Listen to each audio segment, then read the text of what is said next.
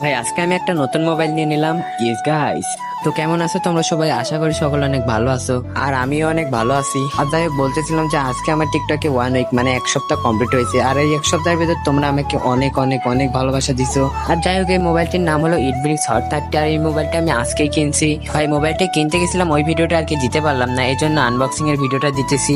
অনেকবার মোবাইল কিনছি, মোবাইলের সাথে কিছুই দেয় নাই, আর এবার একটা ইয়ারফোন দিছে। যাই হোক, চলো মোবাইলটা আনবক্সিং করা যাক।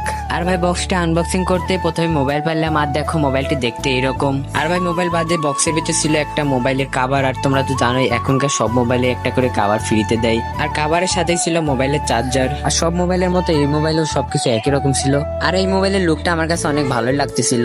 আর এটা ছিল মোবাইলের পেছনের ক্যামেরা, যা ভালোই দেখা যাইতেছিল। আর এটা হলো সামনের ক্যামেরা। আর দেখতে পাচ্ছেন এই সবগুলো ছিল মোবাইলের সাথে।